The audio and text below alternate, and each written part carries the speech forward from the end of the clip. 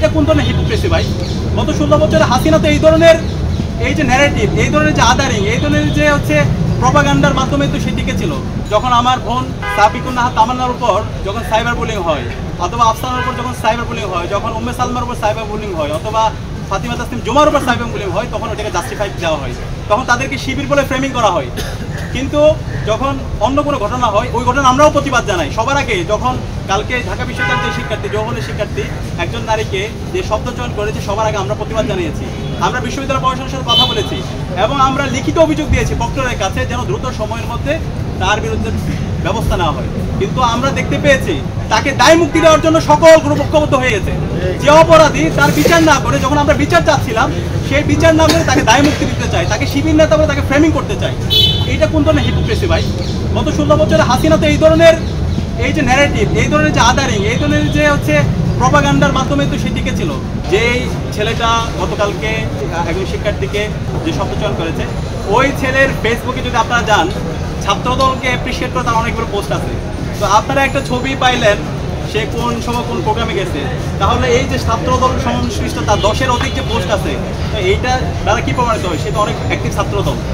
তো এটার বিরুদ্ধে আপনারা কেন কথা বলছেন না? শিক্ষার্থীদের ভাবনার কথা বলছিলাম, শিক্ষার্থীদের আকাঙ্ক্ষার কথা বলছিলাম, কেমন ঢাকা বিশ্ববিদ্যালয় চাই সেটা রূপরেখা আমরা দেখাচ্ছিলাম। ঠিক সেই সময়ে আমাদের যারা প্রতিদ্বন্দ্বী আছে, আমরা যাদেরকে বন্ধুপতি মনে করি, তারা প্রতিনিয়ত আমাদের বিরুদ্ধে সিন্ডিকেটের প্রপাগান্ডা শুরু করেছিল। এবং 26শে অগাস্ট আপনাদের মনে থাকার কথা, সেদিন চারুকলায় আমাদের একজন প্রার্থীর ছবি বিকৃত করা হয়েছে এবং সেদিনে আমরা প্রশাসনে লিখিত অভিযোগ দিয়েছিলাম। আজকে প্রায় 7 দিন হয়ে গেল, বিশ্ববিদ্যালয় প্রশাসন কোনো ধরনের ব্যবস্থা নিতে পারে না।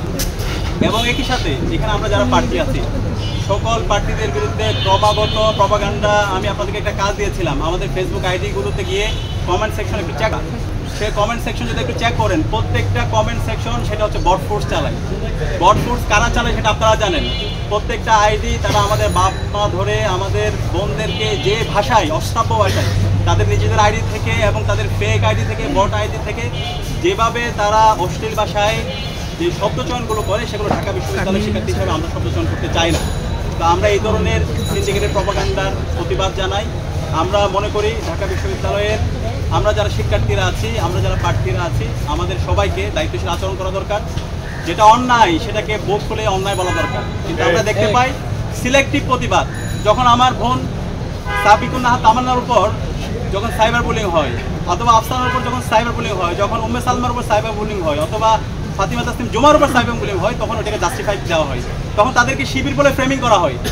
কিন্তু যখন অন্য কোনো ঘটনা হয়, ওই ঘটনা আমরাও প্রতিবাদ জানাই। সবার আগে যখন কালকে ঢাকা বিশ্ববিদ্যালয়ের যে শিক্ষার্থী, যৌবনের শিক্ষার্থী একজন নারীকে যে শব্দ চয়ন করেছে, সবার আগে আমরা প্রতিবাদ জানিয়েছি।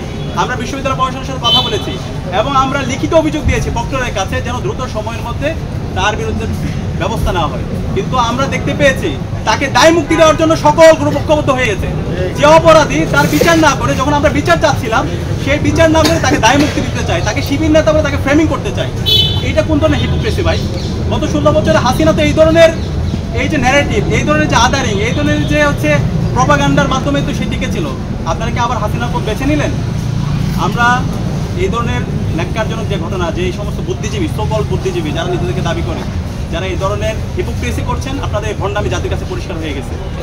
এবং আমরা পুরো জাতিকে অনুরোধ করবো, এই যে হচ্ছে কালচারাল ফেসিস চক্র, তারা যে আবার এই জাতিকে বিভিন্নভাবে বিভ্রান্ত করার চেষ্টা করছে। দিল্লির যে বয়ান, ফেসিবাদী বয়ান, বাকশালী বয়ান ফিরে নিয়ে আসার চেষ্টা করছে এবং ডাকসুর নির্বাচনকে বানচাল করার চেষ্টা করছে। তাদের বিরুদ্ধে আমাদেরকে প্রতিবাদ প্রতিরোধ জারি রাখতে হবে। যারা সামনে থেকে, পেছন থেকে এবং গুপ্ত অবস্থায় ডাকসু নির্বাচনকে বানচাল করার চেষ্টা করছে এবং সারা দেশের সকল ছাত্র সংসদ নির্বাচনকে বানচাল করার চেষ্টা করছে এবং ক্যাম্পাসগুলোকে অস্থিতিশীল করার চেষ্টা করছে, তাদের বিরুদ্ধে আমাদের অবস্থান জারি রাখতে হবে। এখানে একটার সাথে একটা কানেক্টেড, সব ডটগুলো আমাদের মেলাতে হবে এবং আপনাদের দায়িত্ব দিয়ে গেলাম, সেই জায়গায় আপনারা এই ডটগুলো মেলাবেন।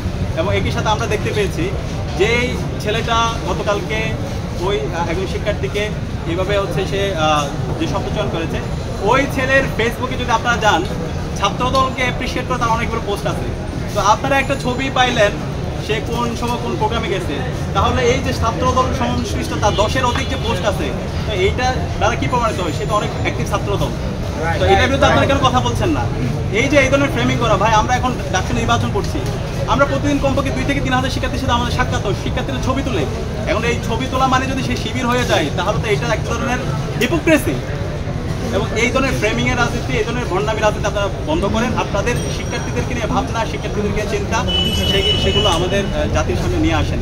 এবং আমরা ঐক্যবদ্ধ শিক্ষার্থী জোটের যে স্বতঃস্ফূর্ত রেসপন্স দেখতে পাচ্ছি, আমরা আশা করি ইনশাআল্লাহ 9টা ব্যালট বিপ্লব হবে এবং সেই ব্যালট বিপ্লবে ঐক্যবদ্ধ শিক্ষার্থী জোটে আমরা যারা প্রার্থী আছেন সবার ভূমিদল বিজয় হবে।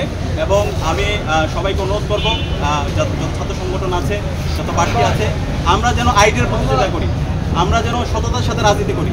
কিন্তু আমরা যদি এইভাবে ফ্রেমিংয়ের রাজনীতি করি, নিজেদের করতে নিজেরাই করতেছি, তো এখানে শিবিরের কিছু হবে না। আপনাদের নিজেদের করতে নিজেদের জন্য করতেছি।